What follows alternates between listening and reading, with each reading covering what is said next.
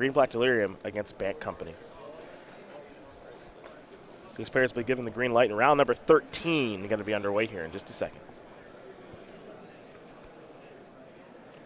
Looks like Stevens has found the winning recipe for Delirium deck, at least so far with 3 rounds left to go, as Andersen's going to start off with just a basic Forest. Hissing Quagmire there for Stevens. Andersen with a basic Plains and a Sylvan Advocate. I'm not sure what the deal is here with Chris's white bordered lands. Might have to pull him aside after the round. Are those, I want to say, starters? Are those starter I think so. lands? You don't see them very much.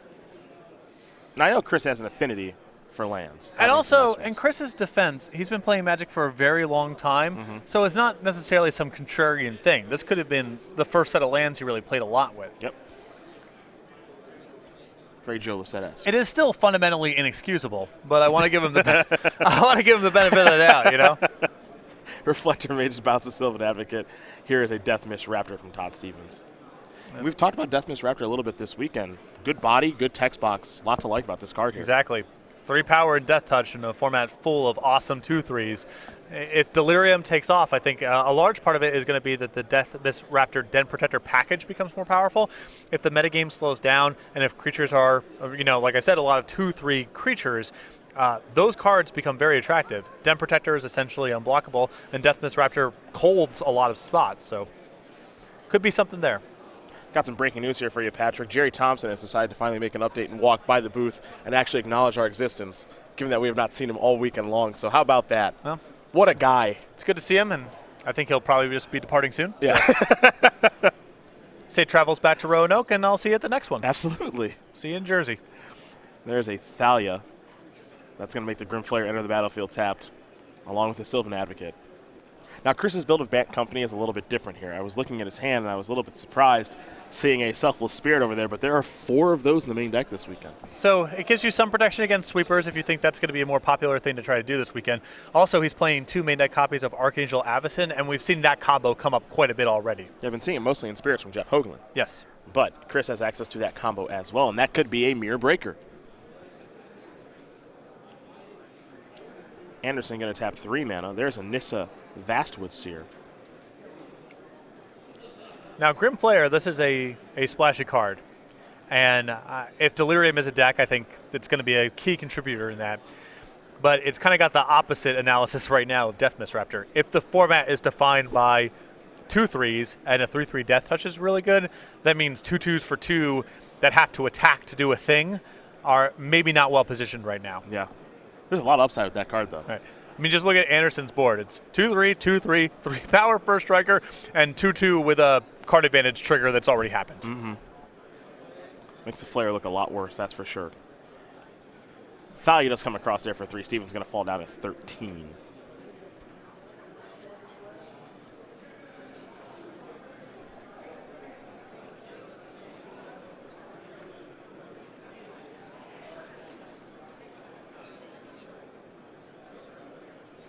A Swamp, and a Morph. That enters the battlefield tapped. And now Stevens looks like he's only going to be able to pass the turn. Not sure if there's any good attacks here. He could attack with the Death Mist Raptor, but it feels like that opens up some good attacks on the way back from Chris. So looks like Stevens is going to hold back. Here's Ramoka's command. Looks like a counter is going to go on Reflector Mage. I'm going to fight the Morph, which was Den Protector. And you can see Andersen here trying to size up his creatures to brawl with Death Mist Raptor. Get Reflector Mage to a 3/4. You make your 6 land drop for Sylvan Advocate. You have a 3 power first striker. And now you're looking at a bunch of trades rather than the Death Mist Raptor stopping your whole team. And Selfless Spirit's actually pretty good here. Yep. If Death Mist Raptor wants to block something, you can sacrifice a Selfless Spirit to save that creature. Give it indestructible. Yeah, so this gets a nice attack here coming across for Andersen with Stevens already at 13. And there's really no effective way for Stevens to block. The worst case scenario is Andersen ends up sacrificing the Selfless Spirit and loses just that. It's a little bit outside the box deck building, which I think is actually kind of interesting. You think of Selfless Spirit, you think of, oh, this goes in a Spirits deck. And that's the only place that this card really goes. But, I mean, this is just a good Magic card.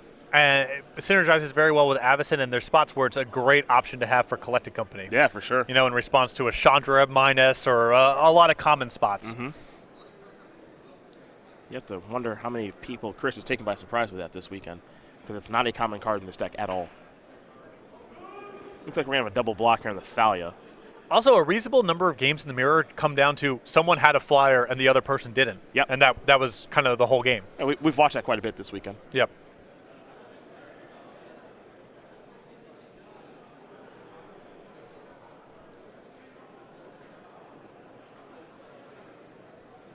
Looks like Andersen might be thinking about sacrificing the Selfless Spirit, and he will. So Death Mist Raptor's going to bite the dust from the first strike. Thalia's going to hang out for a little while, and much damage is going to be dealt here to Stevens. And I like getting the Death Mist Raptor off the battlefield from Andersen's side. One, to free up attacks, and I like sacrificing the Soul Spirit as well because really good chance that this Delirium strategy plays with Deadweight, and there really aren't other good Deadweight targets. There's an Evolving Wilds. Blech. Blech. It stinks. That's a card that Thalia is especially good against. Yeah. Thalia's a pretty insane card right now. You know, Todd Stevens does have 2 Den Protectors in hand. He could play a face-down Den Protector, enters the battlefield tapped. Then he could get back Death Mist Raptor mid-combat, enters the battlefield tapped. Yeah, Band Company it's sort of a weird deck in that you get these kind of beatdown starts. But the deck isn't that great at sealing the deal. You know, you need a flyer, you need some sort of trump for the most part. Mm-hmm. Thalia really lets you leverage those starts. You just attack, and your opponent can't really block effectively, and you can squeeze out the last couple points a good percentage of the time, and this is shaping up to be one of those games. Yeah, it certainly feels that way.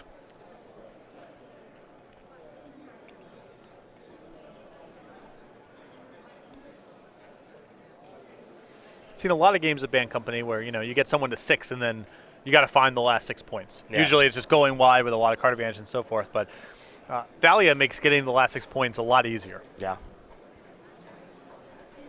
I've been impressed every time we've seen Thalia so far this weekend. It's looked pretty good to me. Definitely on curve when it's on time. It's a low impact card if you're drawing and casting it on turn 6, especially in relation to other 3-mana plays like Reflector Mage or Tireless Tracker or Nissa. But on curve, it is excellent. Duskwatch Recruiter. And Sylvan Advocate. Pass the turn back. Back to Stevens.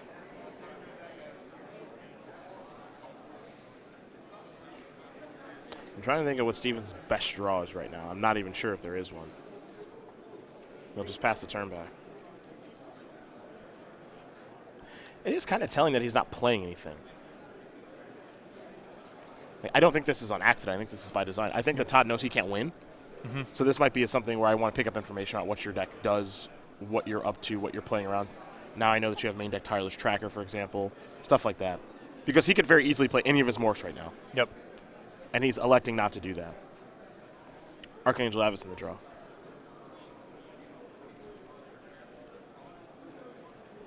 Which is interesting because Den Protector does, you know, you unmorph it, you get your Death Mist Raptor back, you get back another Den Protector. There are blocks to be had. It's not like Stevens is just out of it, but I think he knows he's at the point of no return. Yeah. I actually kind of like that. So we don't see that a lot in the feature match area, but I like the fact that he just decided I'm going to just kind of play this game out and not play anything and try to pick up any information that I can, because anything that I do here because of Thalia, I really can't win realistically. So if I can pick up any information and get ready for the next couple of games, I'm going to give that a shot, and that's exactly what he did. So Chris Andersen up a game here over Todd Stevens. Band Company up a game over Green-Black Delirium. We take a look at the sideboard, and we will start with Todd Stevens. His 4 Transgress the Mind, a Languish, 3 Aerial Volley, 2 Duress, 2 Ishkana Graph Widow, a Den Protector, and then 2 Kalitas Trader of Get. So I'm definitely down with the 4 copies of Transgress the Mind and the 1 copy of Languish. I think those are easy to bring in. And then if he just wants to generally set up for a longer, grindier game, which makes some sense, the Kalitas, Den Protector, and Ishkana all play well in that sort of game. So I definitely want the 5 black cards at the top of the screen, and then once you have those cards, the cards towards the bottom become attractive. Other side of things here for Chris Andersen: 3 Ochitais Command, 3 Lambhold Pacifist, 2 Declaration in Stone, 2 Negate, 2 Tragic Arrogance, a Tireless Tracker, a Planar Outburst, and a Nissa Vast with Seer. I think Andersen kind of wants to do the same thing of getting ready for a bigger and longer game. So the extra Nissa, Planar Outburst, Tireless Tracker, the 2 copies of Tragic Arrogance, And I think the 2 copies of Declaration of Stone are fine to have here to break up some of Stevens' graveyard synergies. Well, these players are going to get ready here for game number 2. And as we've talked so much about Bank Company, we've talked a little bit about Green-Black Delirium because of Todd Stevens. Both these decks are decks you can play at the regional championships 2 weeks from now, and you can learn more about the tournament that'll be taking place where you can plant your flag right now. Don't miss the StarCityGames.com Regional Championships. On August 6th, play Standard at one of the many regional locations across the U.S. and Canada. The first 200 players to register for each event will receive a Hot Pursuit playmat and token just for signing up. Regional Championships are part of the SCG Tour with SCG points for all players. Champions will earn an exclusive trophy, and all top 8 competitors will receive a playmat, pin, share of $5,000, and a spot in an upcoming SCG Invitational. Visit go.starcitygames.com/regionals to learn more. Should be a fun tournament just a couple weeks from now, so if you're not qualified for Pro Tour Eldritch Moon, definitely head over to go.starcitygames.com/regionals. Find the closest regional to you. And as these players lay out their opening hand, we will learn about Chris Andersen here very quickly. The 26-year-old from Indianapolis, member of Team Card Hoarder, newly formed team, formerly a member of Team Lotus, opened top 8 17, 1W, along with an invitational top 8 early last year for Chris. We've seen him a lot on the SCG Tour. He comes and goes, but when he is here, doing a lot of winning. Yeah, person with a lot of different gaming interests, so he's not always full throttle on Magic, though I think 2015 and 2016 he's been very committed, and the results speak for themselves. Well, we do get ready now for game number 2. Both players will take a look at their opening hand. Chris is going to send his opening hand back, so it looks like he'll be looking at 6 cards. See if Todd Stevens' Delirium deck can do a little bit more of what it's supposed to do, a little Delirium action. Yep. Well, he never really got any graveyard synergies going, and Grim Flayer never had any hope of attacking. Nothing else to grease the wheels there on Stevens' side, and when his deck is fighting fair without use of the graveyard, without getting Delirium triggers, his deck is a lot less powerful than Bank Company. Your pairings for round 5 are being posted on the pairing boards. They're also available online at pairings.starcitygames.com. Looks like Chris is going to keep it. Scry Your pairings for round 5 might be leaving it on top. We'll see. Yep, he'll leave it on top. Here we go. Hissing Quagmire there for Todd Stevens. Plains the draw there for Andersen. He'll play that Plains, pass the turn back. Stevens with a Swamp. He'll pass the turn over to Andersen. Tireless Tracker the draw. Ayavamai Coast into a Duskwatch Recruiter. To Stevens. Swamp. He does have a Ruinous Path, so he can answer the Duskwatch Recruiter right away if he'd like to. Looks like he's going to go with Liliana. Plus and pass. Liliana, a great addition for a deck like Stevens is. Great in the Spirit matchup. -2/-1, very powerful there. A way to enable Delirium, a way to get an edge in a long, protracted attrition game. Very natural fit here. Transformation complete on the Duskwatch Recruiter, so a Kralin Horde Howler is here. I'm going to have to take that name up with Witch of the Coast. I like, yeah, Kralin Horde's a little rough. I like Howler, though, as I mentioned before. Just HH. Yeah. It's just a lot to handle. Dead weight plus a Liliana activation. That's what the attempt is. Well, Jamoka's command is here. And so what this will allow Andersen to do is lose his creature anyway to Grasp of Darkness. So, but he at least got to spend his mana that turn doing something and trading with a card. Important to do when you're stalled on lands. Let's go back over to Chris. Selfless Spirit the draw. You can't play that in the face of Liliana, and everything else's hand is 3 mana or more. Ishkan the draw here for Stevens, so both players with some mana issues thus far. Got a plus Liliana, Will Stevens.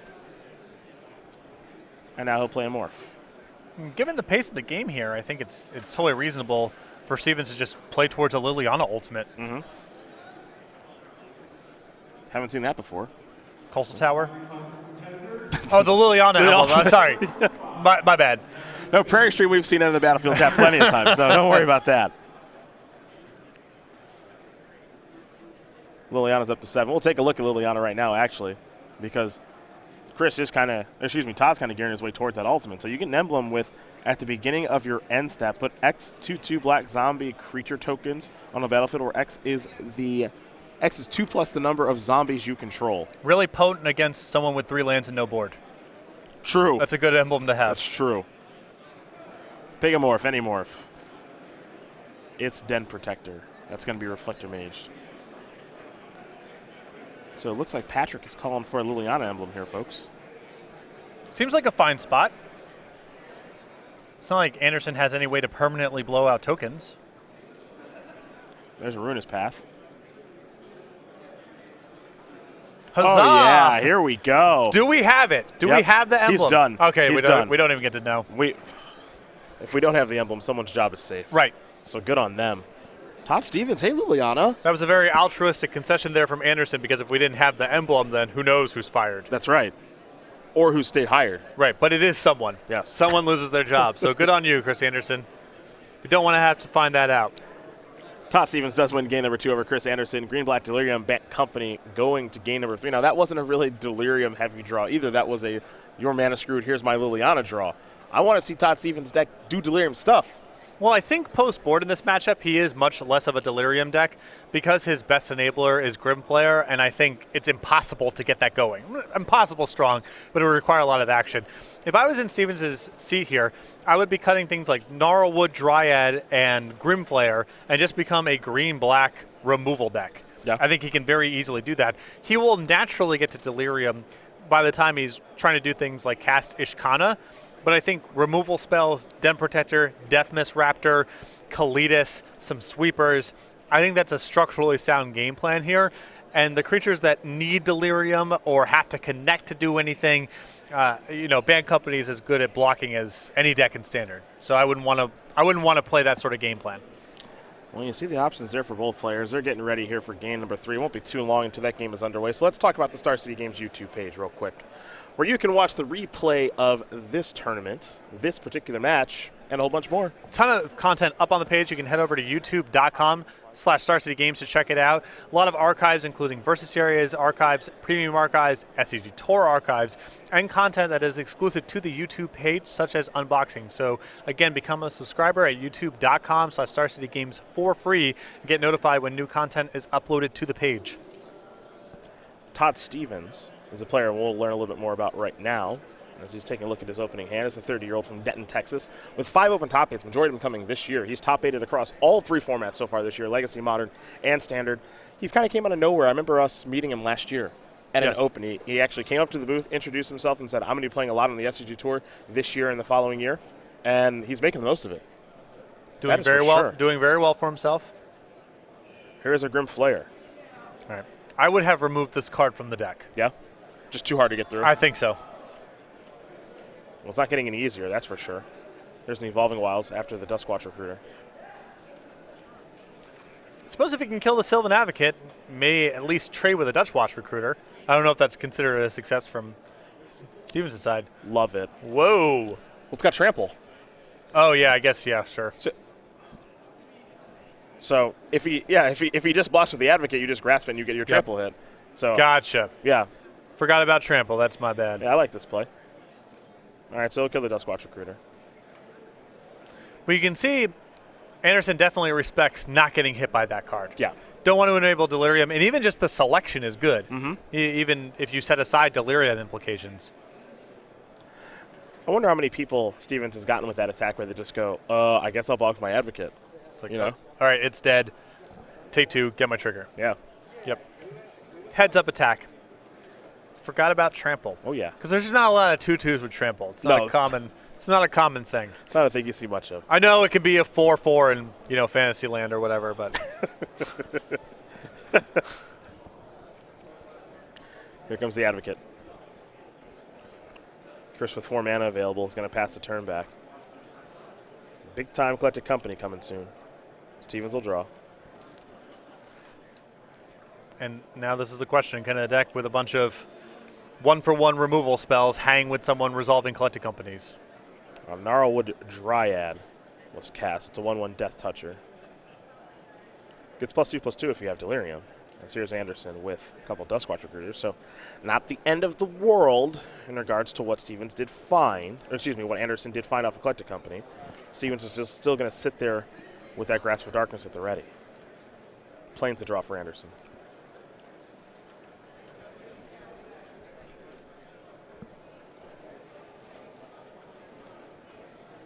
Here come the beatdowns. Dry gonna block a Duskwatch Recruiter.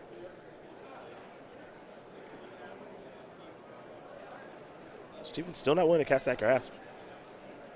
A lot of respect for Spell Queller. I if guess he's holding so. off. He'll pass. Another collector company.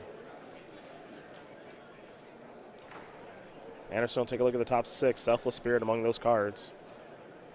Another Advocate as well. I think you got to kill one now.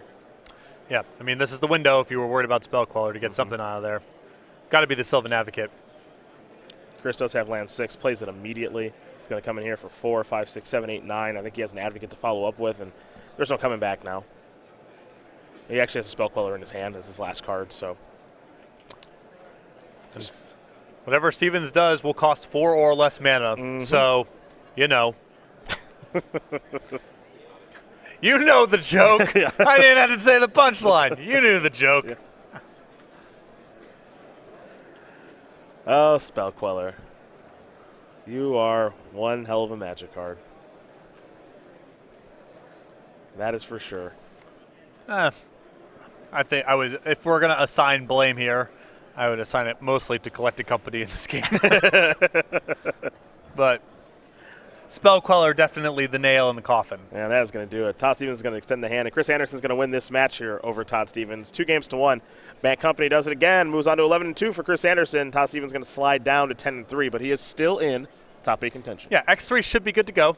The tiebreaker situation, what record's going to make the top 8 is a little wonky in this tournament because we had so many unintentional draws throughout day 1, largely as a consequence, I would guess, of the Bank Company mirror matches. So we don't have a firm grasp of what record, but 12-3 with good tiebreakers, that should be fine.